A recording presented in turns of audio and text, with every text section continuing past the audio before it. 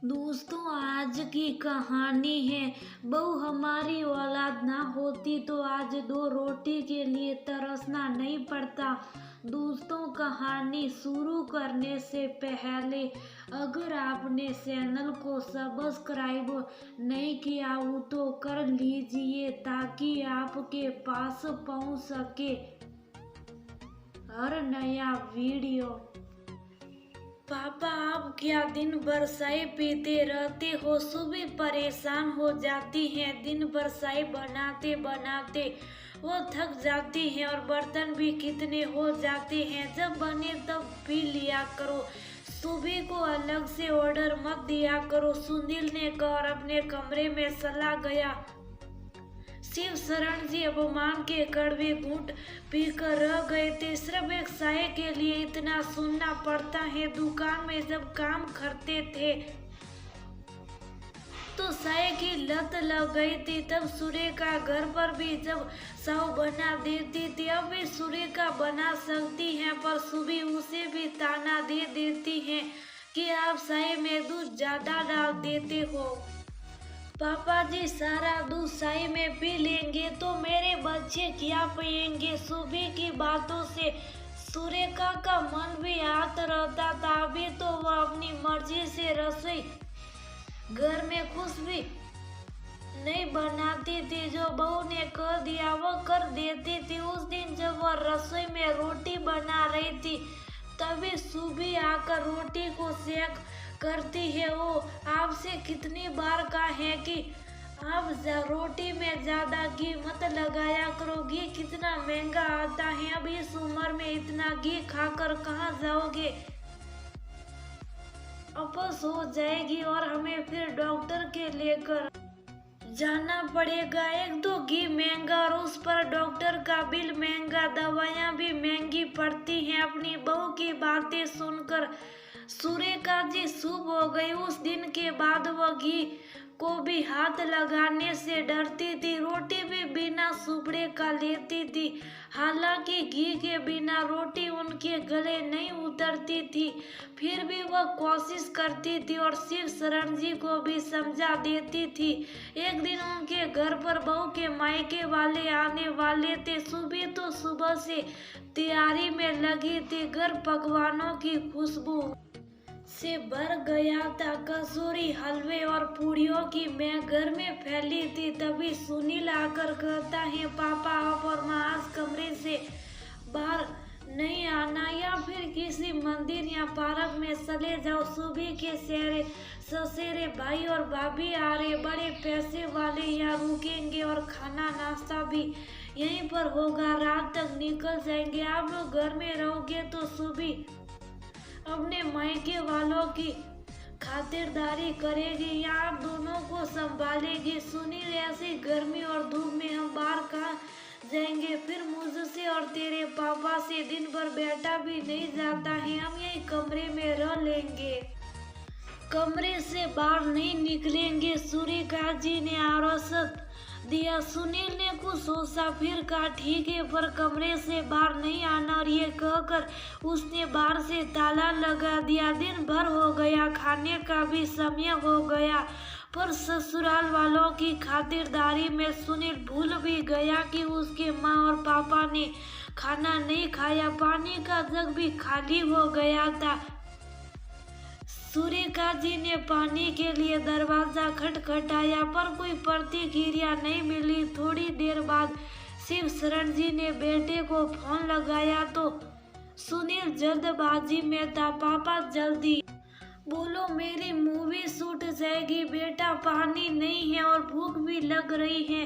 दरवाजा खोल दो। हम अभी तो आए हैं, आप थोड़ा सब्र नहीं रख सकते हो? थोड़ी देर भूखे प्यासे नहीं रह सकते हो? हम लोग आते हैं। और सुनील ने फोन रख दिया। दोनों दंपति मन मार कर रह गए और रात को भूखे ही सो गए। हालांकि ऐसे में नींद आना मुश्किल था। रात को मेहमान जा चुके थे। सुबह दरवाजे पर 8 हुई और दरवाजा खुला तो सुरेखा जी को रात की सांस आई। सुबह तेरे पिताजी रात भर के भूखे हैं, उन्हें खाना दे दो। रात का बस गया होगा, नहीं खाने में तो कुछ नहीं बचा है। मैंने भाई भाभी को भी पैक करके दे दिया। आपको जल्दी उठकर बोलना चाहिए था। अब सुबह सुबह मुझे भी 10 काम रहते हैं। अभी खाना बना रही हूँ, पहले ये ऑफिस चले जाए फिर खा लेना। इतने में आप ये बर्तन निपटा दीजिए। रात को देर से आए थे, बर्तन से सीख भरा है। ऐसे में मुझसे तो खाना भी नहीं बनाया जा रहा है। सुबह सीढ़ते हुए बोली। सुरेखा जी मन मारकर बर्तन मांजने लगी। गरम तवे पर बनते आलू के पराठों ने भूख को और भी बढ़ा दिया था। सुबह 4 पराठे बनाकर ले गई और सुनील के साथ नाश्ता करने लगी। कुछ देर बाद बोलती है, आप और पापा जी के लिए नाश्ते में रोटी सेक लीजिए, आलू का मसाला खत्म हो गया है। सुरेखा जी बर्तन छोड़कर मूडी ही थी कि सुबह फिर बोली, पहले बर्तन तो सारे मांज लो। बर्तनों में देर लग गई। सुरेखा जी ने फटाफट आटा लगाया और 4 रोटी और अचार लेकर कमरे में पहुंच गई। बड़ी देर लगा दी रोटी लाने में, मेरा तो पेट दर्द करने लगा है। शिव शरण जी ये कहकर रोटी खाने लगे। हालांकि बिना घी की रोटी खाने में मुश्किल हो रही थी, फिर भी वह खा रहे थे। सुरेखा जी की आंखें नम हो गई। जिस बेटे को सदा घी खिलाया उसी ने 2 समय के खाने के लिए तरसा दिया था। शादी के 10 बरस बाद में सुरेखा जी की गोद भरी हुई थी। सुनील के आने से उनके जीवन का अकेलापन खत्म हो गया था। सुनील घर का इकलौता और लाडला था। बस उसके मुंह से किसी चीज के निकलने की देर थी, वो हाजिर हो जाती थी। दुकान में ज्यादा कमाई तो थी नहीं, फिर भी वो कोशिश करते थे कि सुनील की हर इच्छा पूरी हो। अपने बेटे को घी में अच्छे से लगाकर वह रोटी खिलाती थी, क्योंकि सुनील सब्जी कम खाता था। उसे खिचड़ी और रोटी ही पसंद थी। दोनों में खूब घी लगता था। दोनों अपने बेटे को अच्छा खिलाते थे, शायद खुद कम खा लेते थे। सुनील पढ़ाई में भी अच्छा था।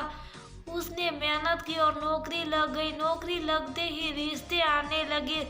सुबह बहुत सुंदर थी, वो एक नजर में सुनील को भाग गई और उसने उससे ही शादी की। सुबह के साथ शादी होते ही सुनील उसके आगे पीछे रहने लगा। उसकी सुंदरता का पुजारी बनकर रह गया। वह जैसा कहती थी वैसा ही करता था। अपने माँ और पापा की परवाह नहीं करता था। बस सुबह जो बोल दे उसे ही सच मानने लगा था। अपने सास ससुर के खिलाफ वह सुनील के कान भरती रहती थी।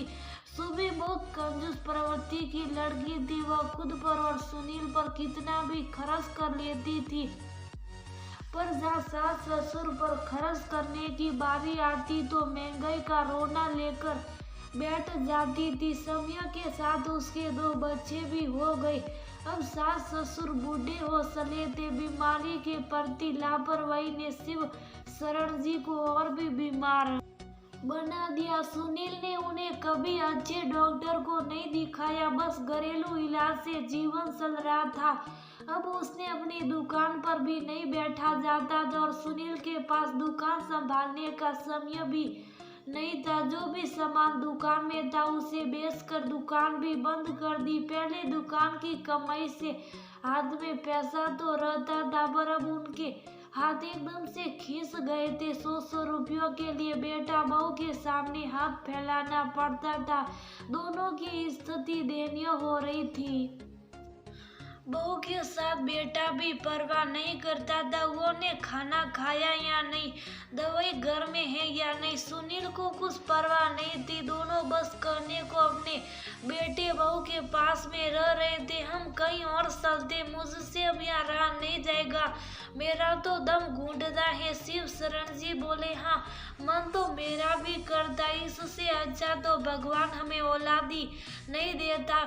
10 साल बाद औलाद इसलिए दी है कि ताकि हम बुढ़ापे में इतना दुख सहे और अपनी ही औलाद के हाथों इतनी तकलीफ झेले। इससे अच्छा तो हम बे औलाद अच्छे थे, खाने के लिए हमें तरसा देता है, दवाइयों लाकर नहीं देता, कभी पास में आकर नहीं बैठता है। बहू को क्या दोष दूं, बेटा ही जब कपूत निकल गया, मैं अब यहाँ और नहीं रह सकती हूँ, मुझे आत्म सम्मान से जीना है। सुरेखा जी रोते हुए बोली, मैं कर भी क्या सकता हूँ, आत्म सम्मान से जीने के लिए पैसा चाहिए, वह हमारे पास है नहीं, दुकान में माल नहीं है, पेंशन मिलती तो सिर उठाकर जी सकते थे, ना तो बेटा है ना ही पेंशन है, इन हालातों में हम क्या कर सकते हैं, हमारा जीवन तो अब ऐसे ही निकलेगा, अब और दिन ही कितने बचे हैं, इसी तरह से जी लेते हैं हम बूढ़े, अब और क्या कर लेंगे। शिव शरण जी ने दर्द से कराते हुए कहा,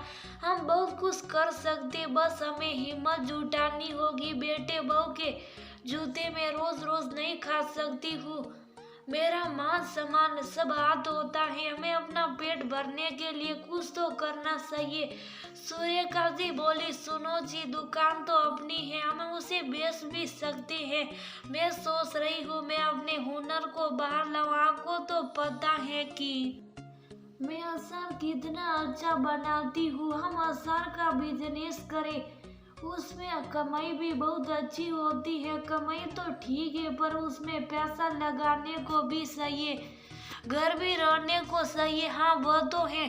सुरेखा फिर सोच में पड़ गई, फिर तभी खुशी से बोली कि मेरे पास कुछ गहने हैं, ये चूड़ियाँ, अंगूठियाँ और कानों के झुमके भी, जो अभी तक बहू की नजरों से बसे हुए। घर तो इन दोनों ने हमसे हत्या लिया, धोखे से हमारे हस्ताक्षर ले लिए थे, पर दुकान तो अभी भी आपके नाम पर है, हम वो भी बेच सकते, लेकिन ये सब योजना बनाने में समय तो लगेगा और किसी का सहारा भी चाहिए होगा, मैं अकेला कितनी भागा दौड़ी करूंगा। शिव शरण जी बोले, हाँ हम कुछ दिनों के लिए मेरी बड़ी बहन के घर सज दे, उनके बच्चे हमारी मदद कर देंगे। सुरेखा जी विश्वास से बोली, सुबी और सुनील तुम्हारी बड़ी मौसी बुला रही है, हम कुछ दिनों के लिए वहाँ जाना चाहते हैं, हमेशा के लिए जाओ, कुछ दिनों के लिए ही क्यों। सुबी तुनकते हुए बोली। दोनों ने सामान पैक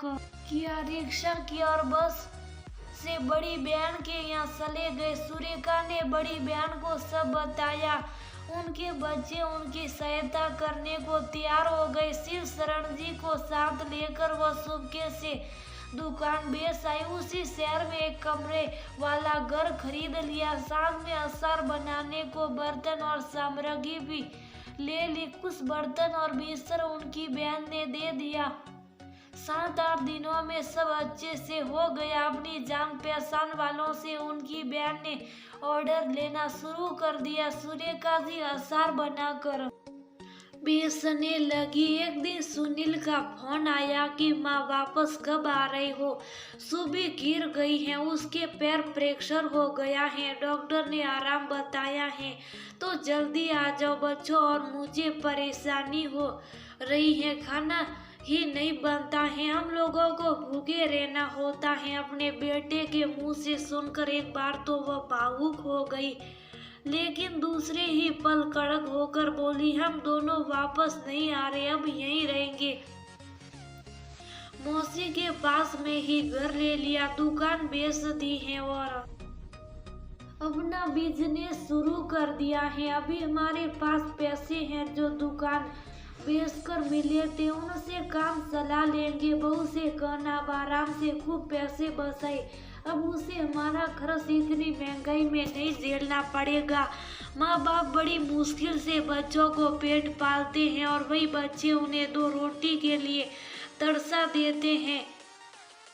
तुझे हमने नाजों से पाला था, हमसे क्या सुख हो गई, कुछ समझ नहीं आ रहा। सुनील ये सुनकर गुस्सा हो गया, आपने दुकान कैसे बेच दी, मैं उसे देने वाला था, वो मेरे पति की दुकान थी, उस पर तेरा कोई हक नहीं है। सुरेखा जी ने तुरंत जवाब दिया। बहू ने आते वक्त कहा था कि कुछ दिनों के लिए क्यों, हमेशा के लिए चले जाओ, तो हम आ गए। सुरेखा जी ने फोन रख दिया। उनका अचार का बिजनेस चल निकला, उन्हें बड़े बड़े ऑर्डर मिलने लगे और अब उनके नाम के ब्रांड के साथ असार के डिब्बे मॉल में बिकने लगे। कुछ ही महीनों में उनके दिन फिर गए। अब उन्हें नौकर चाकर रख लिए थे। वह अपनी निगरानी में उनसे असार बनवाती थी। उनकी अच्छी आमदनी होती थी। अपने माँ बाप के पास इतना बढ़ता पैसा और नाम देकर सुबी और सुनील माफी मांगने आए, पर सूर्यकांत जी और शिव शरण जी ने उन्हें माफ नहीं